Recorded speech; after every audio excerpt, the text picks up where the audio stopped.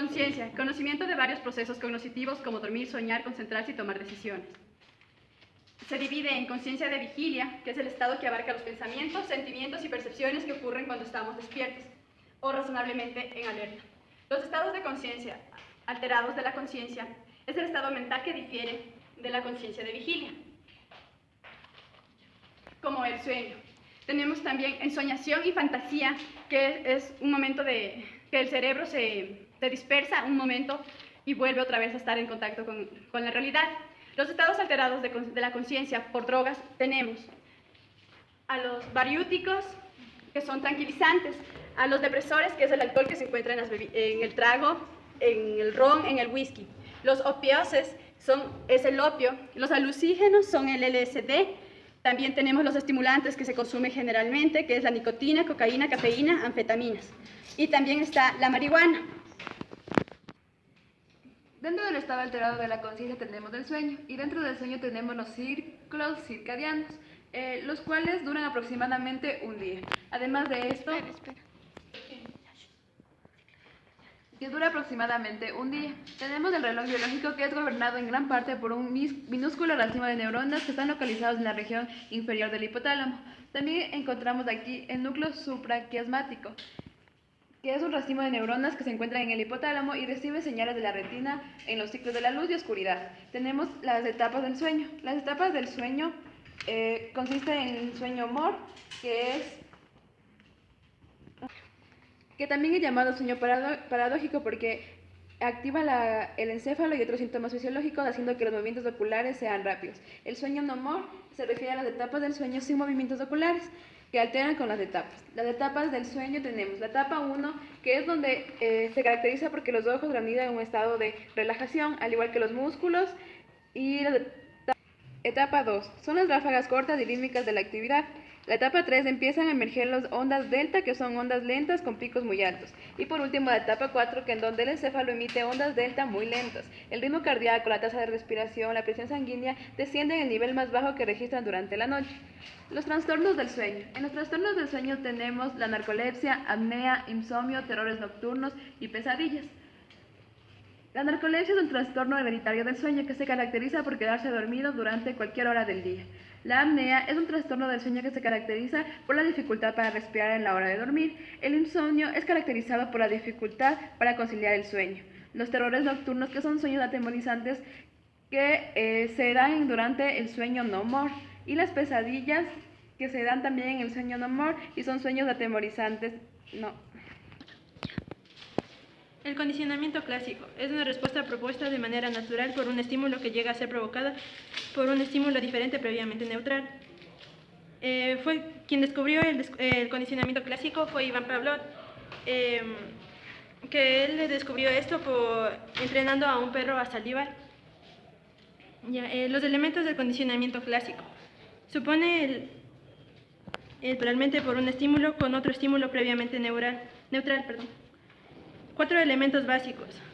Tiene los elementos del condicionamiento clásico, que son el estímulo incondicionado, la respuesta incondicionada, el estímulo condicionado y la respuesta condicionada. El condicionamiento clásico en seres humanos. En este nos propone que los seres humanos también aprendemos a asociar ciertas imágenes y sonidos. Condicionamiento operante: conducta, comportamiento o acciones particulares de una persona. Elementos del condicionamiento operante: respuesta operante, reforzadores, estímulos adversivos, que van a fomentar y van a reforzar la conducta. Tipos de reforzadores: reforzadores positivos, como la comida, van a aumentar la posibilidad de que una conducta en particular vuelva a ocurrir. Reforzadores negativos, como la terminación de una descarga eléctrica, también pueden incrementar la probabilidad de que una conducta se repita, pero reduce o elimina algo desagradable del ambiente. Castigo: cualquier evento cuya presencia disminuye la probabilidad de que la conducta en curso vuelva a ocurrir. El condicionamiento operante es selectivo porque es más fácil una consecuencia a un entrenamiento. Conducta supersticiosa: se da cuando creemos en un reforzador, que un reforzador va a influir en la conducta a pesar de que no tenga efecto. El desamparo aprendido es la incapacidad para evitar o escapar de un estímulo desagradable o adversivo que ocurre como resultado de la exposición previa a estímulos dolorosos Modelamiento de la conducta por el medio de la birretroalimentación. Cuando se utiliza el condicionamiento operante para controlar ciertas funciones biológicas, se conoce como birretroalimentación. Comparación entre los condicionamientos clásico y operante. Adquisición de la respuesta. En el condicionamiento clásico, las respuestas ocurren de manera natural y automática ante la presencia del estímulo incondicionado.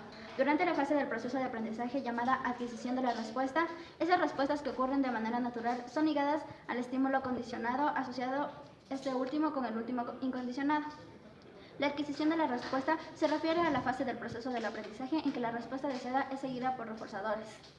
Para las conductas fuera del laboratorio que no pueden ser controladas tan convenientemente, a menudo resulta útil el proceso de moldeamiento. Se entrega el reforzamiento a aproximaciones sucesivas de la conducta deseada. Extinción y recuperación espontánea. Si el estímulo incondicionado y el estímulo condicionado dejan de presentarse juntos, ocurre la extinción, es decir, disminuye la fuerza y o frecuencia de la respuesta aprendida. Generalización y discriminación. En el condicionamiento clásico, las situaciones o estímulos pueden parecerse lo suficiente como para que los aprendices reaccionen ante uno de la manera en que aprendieron a reaccionar ante el otro a través de un proceso llamado generalización del estímulo. La generalización de respuesta ocurre cuando el mismo estímulo da lugar a respuestas diferentes pero similares. La discriminación en el condicionamiento operante se enseña reforzando una respuesta solo en presencia de ciertos estímulos. Nuevo aprendizaje basado en el aprendizaje original. Tanto en el condicionamiento clásico como en el operante, el aprendizaje original sirve como bloque de construcción para el nuevo aprendizaje. En el condicionamiento clásico, el condicionamiento de orden superior utiliza un estímulo condicionado antes como estímulo incondicionado para el entrenamiento posterior. Contingencias. Se llama contingencia a la relación sí-entonces entre estímulos condicionados y estímulos incondicionados en el incondicionamiento clásico o entre respuestas y reforzadores o estímulos aversivos en el condicionamiento operante. En el condicionamiento operante, las contingencias de respuesta suelen conocerse como programas de reforzamiento. Recapitulación. A pesar de sus diferencias, el condicionamiento clásico y el operante comparten muchas semejanzas. Ambos suponen asociaciones entre estímulos y respuestas. Ambos están sometidos a la extinción y a la recuperación espontánea, así como a la generalización y discriminación. Aprendizaje cognoscitivo. Existen los aprendizajes latente y mapas cognitivos, el listening y disposiciones para aprender, aprendizaje por observación y La memoria aprendizaje es captada o recibida a través de registros sensoriales. Dentro de los registros sensoriales tenemos la vista, el tacto, el gusto, el olfato y el kinestésico. Recibimos mayor información del registro sensorial de la vista, ya que es de un 75%. Dentro de los procesos mentales tenemos procesos mentales inferiores y superiores. Los procesos mentales inferiores son la sensación y la percepción, y los superiores la atención, memoria y lenguaje. La memoria se divide en implícito y explícito. Implícito, que es fácil de recordar, y explícito, difícil de recordar y olvidar. La atención y la memoria son parte de las funciones de la cognificación, capacidad para recibir, recordar, comprender, organizar y usar la información recogida para los sentidos. Las funciones cognitivas son las siguientes: atención, memoria, lenguaje, razonamiento y capacidades visoespaciales. Los tipos de atención se dividen en 5. Atención focalizada, sostenida, selectiva, alterante y dividida. Existen dos estímulos que generan atención: la espontánea y la voluntaria. La espontánea oscila según los estímulos exteriores que recibe. Requiere un mínimo esfuerzo. Se divide en estado de alerta, nivel de vigilia, que es la capacidad de monitoreo permanente. La focalizada es un estímulo en particular ligado a la percepción. Y la sostenida, atención sostenida en el tiempo. La voluntaria se divide en selectiva, que es la resistencia a la distracción. Alternancia de atención, capacidad de flexibilidad mental. Y la atención dividida, que es la capacidad para responder simultáneamente a múltiples tareas. Inmediata. Limita lo que puede en un momento. Corto plazo, más duradera que la inmediata. Intermedia es aquella.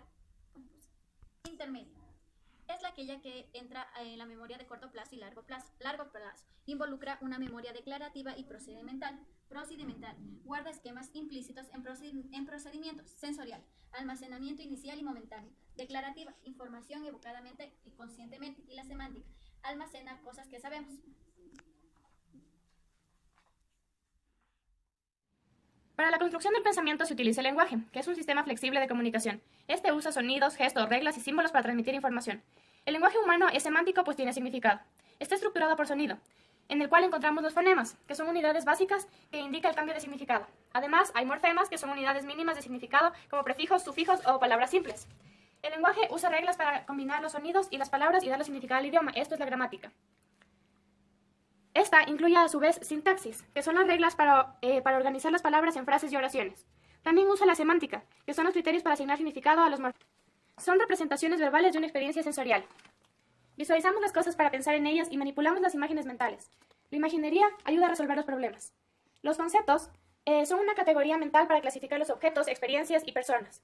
Ayuda a nuevas experiencias para no tener que crear una nueva palabra cada que nos encontramos con algo distinto. El concepto se completa a medida que se va agregando más información. Un concepto es perro. De igual manera usamos prototipos, que son modelos mentales que contienen las características más típicas de un concepto.